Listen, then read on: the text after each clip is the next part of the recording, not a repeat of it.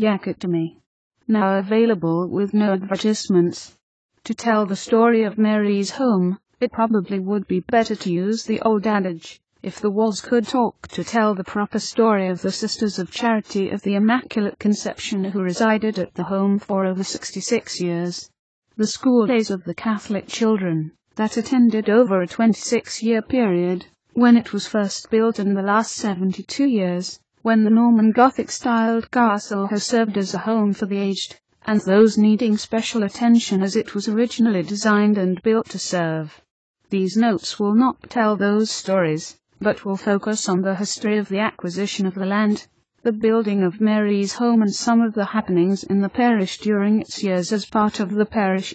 The history will have to commence with St. Bernard's Catholic Church and two of its most noted pastors who were there when the thought of a home was being considered, and then having it built. St. Bernard's Church in 1855 Moncton was incorporated as a town for the first time as the shipbuilding on the Pettit Kodiak River was doing well. The census of 1861 showed Moncton was in a decline as the day of sailing ships were numbered with the advent of steam-powered ships. The census showed that Rev. Joseph Murray is the Roman Catholic priest serving a small Catholic population of 160. Moncton lost its charter the following year and reverted to a village.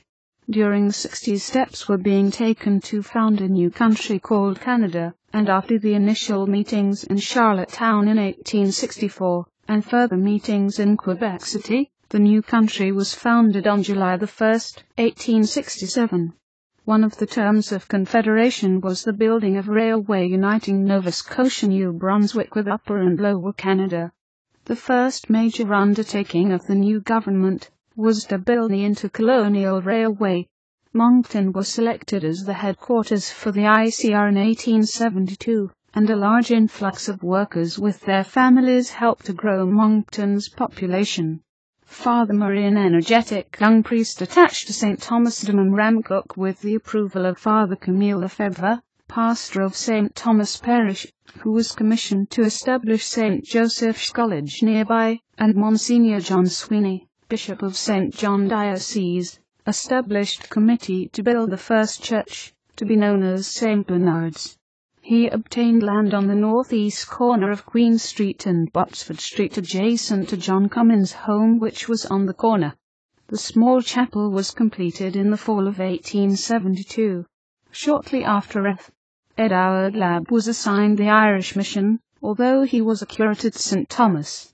He is the first to enter the names in the sacramental records of St. Bernard's. Father Labb was then assigned to Dorchester, to establish a church there.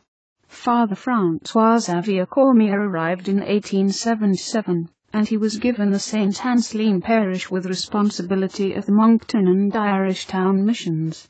He started construction of a much larger church. Before being completed, he accepted a promotion to Richibucto. Bishop Sweeney then assigned Father William Foley to be St. Bernard's first resident priest.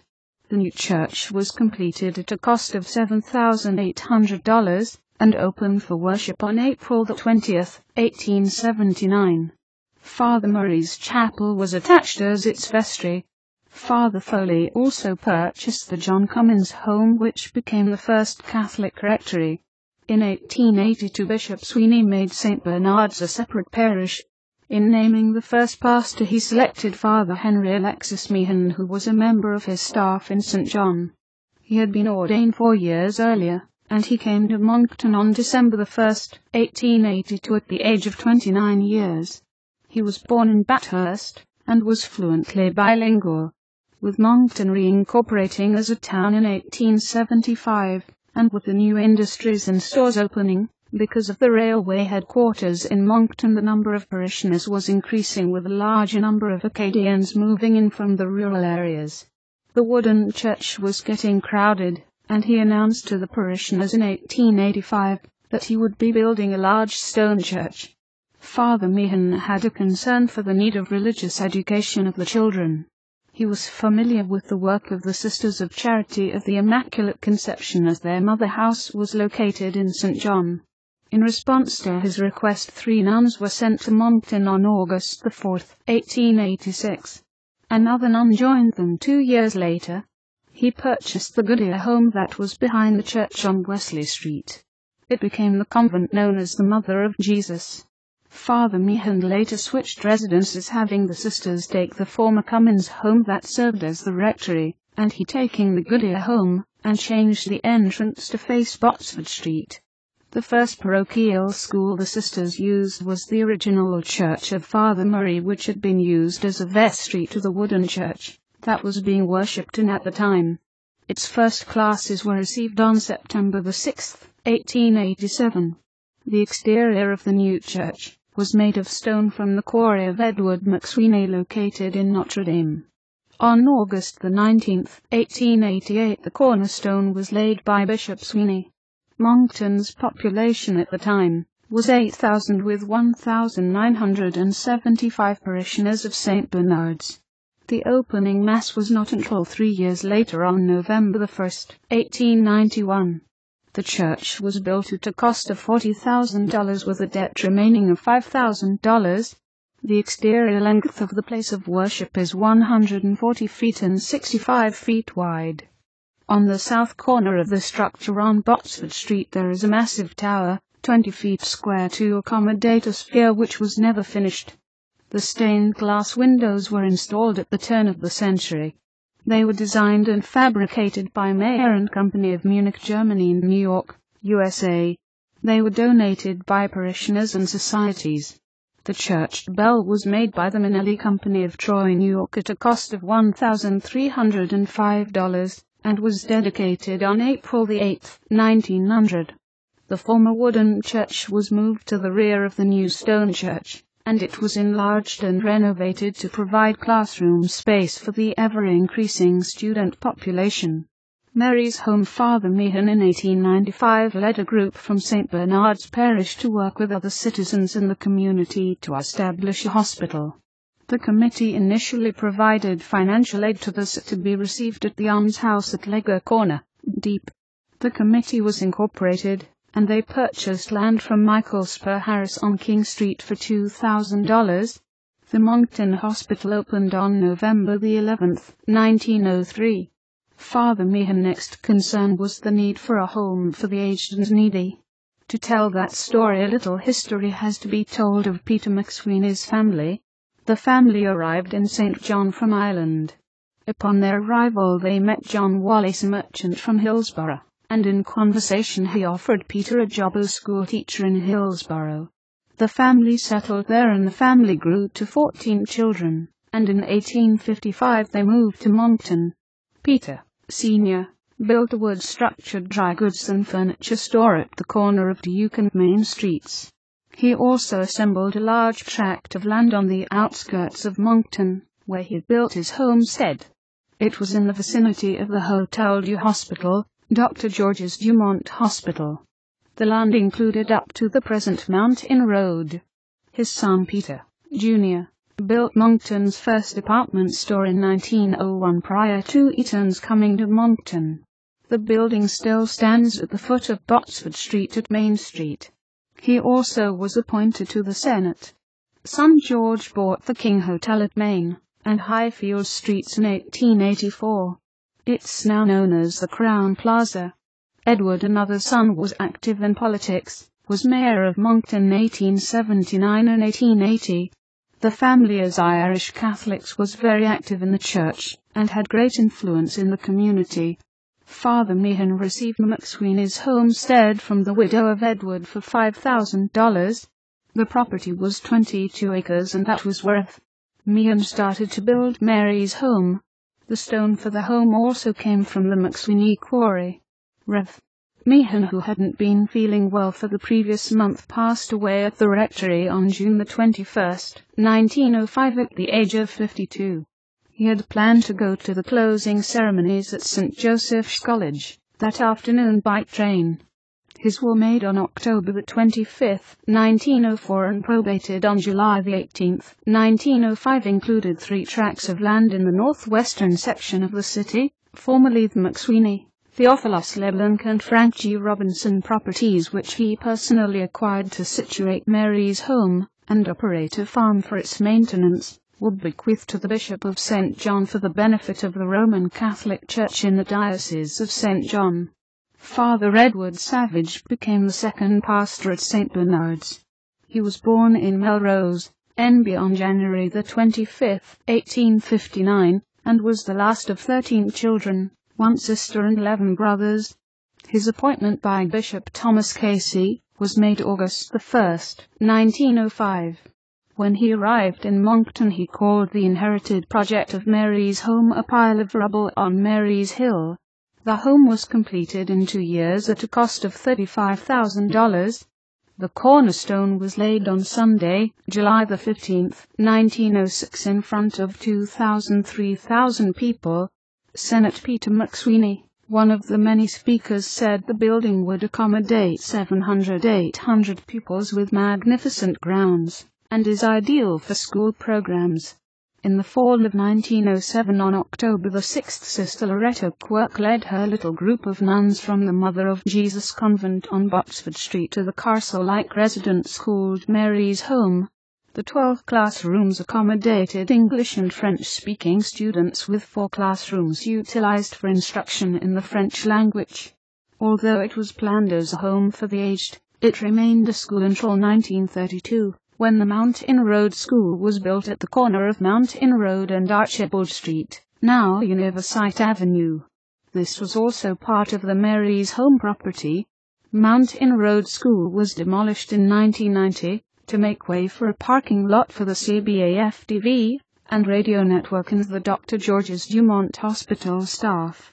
Father Savage was approached by a committee early in 1908 to convey their concerns that they wanted the Acadian community to have their own diocese. In January 1914, Bishop Edward LeBlanc, in a letter to Father Savage, announced the dates of separation and the conditions attached. Separation was to be February 10, 1914, and one of the conditions related to Mary's home, it being that the present debt of the home shall be assumed by both congregations. The English parishioners met on February 8, and were of the opinion that the building and lands must remain intact, and be used as an orphanage, home, or like charitable purposes, to be conducted under the supervision of the Sisters of Charity of the Diocese of St. John, as is well known was the original intention. The resolution was sent to Pastor Savage with the request that he act on behalf of the parishioners and make an effort to procure a modification of the existing decrees from Bishop LeBlanc. Bishop LeBlanc wrote Father Savage, saying, owing to difficulty between the 2 parishes in Moncton, I have made changes affecting the Mary's home property, and the vacant church lands in and around Moncton.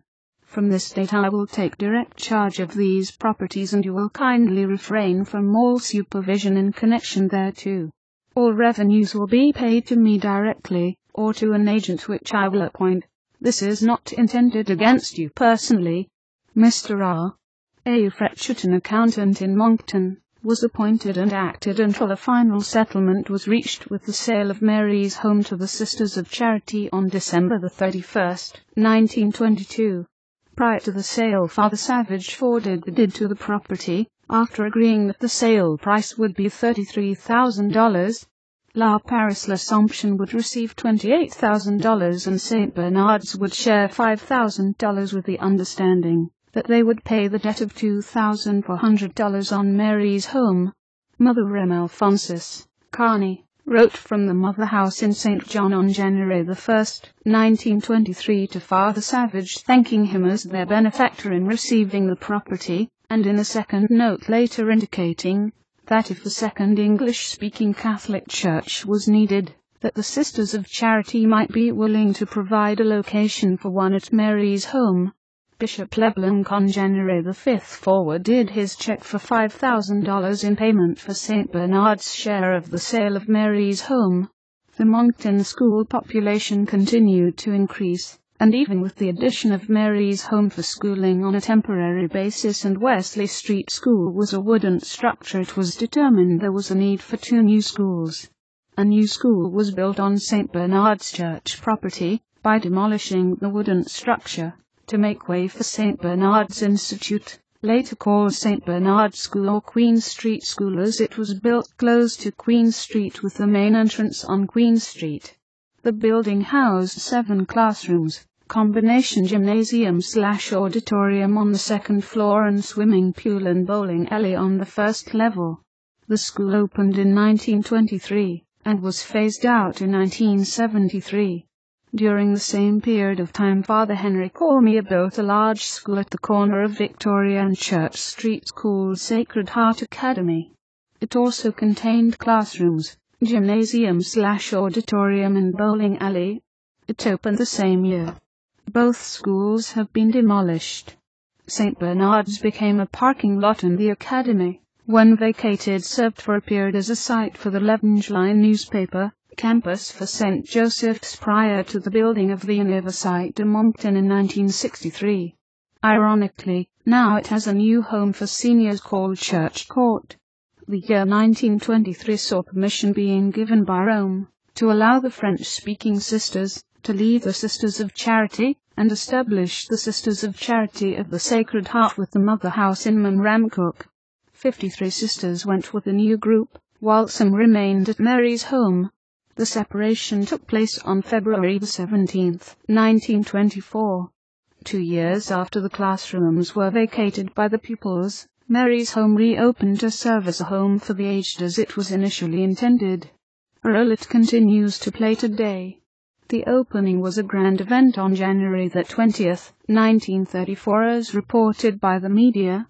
Over 1,500 persons attended, including the mayor and his council.